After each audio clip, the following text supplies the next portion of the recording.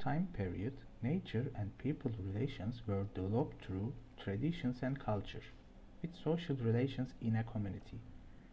The culture of a community was expressed in crafts and many other representations of art and architecture.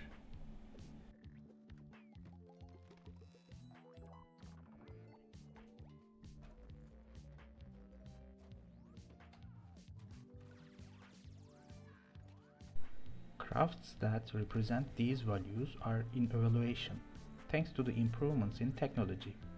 Looking back to history is helping us to see the change from larger perspective to interpret today's situation. In the 18th century, people totally faded out from the production process because of the machines.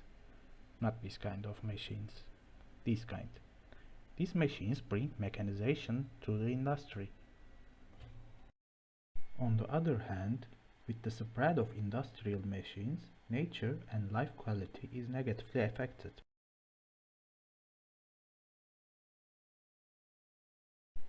The products started to produce by machines in the mass production lines. This had brought much more profit economically, but producers were not thinking about the quality of the final product. A lot of craftspeople and small businesses were closed because they couldn't sell their crafts anymore. Also, their knowledge and craft skills, which develop for a lifetime, fade away. Because transferring this knowledge and skills to the next generations become very less.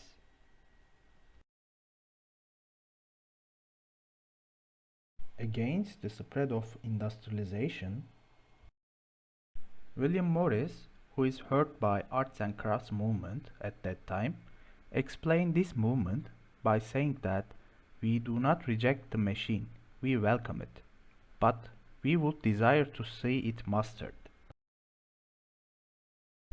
After 200 years, machines are nearly mastered in comparison of 18th century. Can machines take place of craftspeople now? ITV News asked this question to violin craftsman Bill Paber. Let's look at this interview. Do you think people like you will ever be replaced by robots? I mean, can a robot make a violin? 3D printing, I think, may go towards it. So people tell me anyway. But and the large manufacturers of stringed instruments, like the Chinese now, they obviously use a lot of machinery for carving the backs and fronts, for instance. They have these profiling millers or routers, and but you still need to have them finished off to a certain amount by hand. These days, even Bill uses some modern machinery, but it's not all about handcrafting. It's also a passion for the wood, the pine, the maple, the willow. It was a tree that had fell down on a farmer's field, and now, as you can see, it's a pile of wood in my workshop, ready to be made into instruments. He finds it himself, like this 150-year-old timber from a barn in Germany. Bill has taught about 100 students to make instruments. But with advances in artificial intelligence, could human skills like these die out? Well, I'm 70 years old now, so as long as it sees me out, I'll be happy.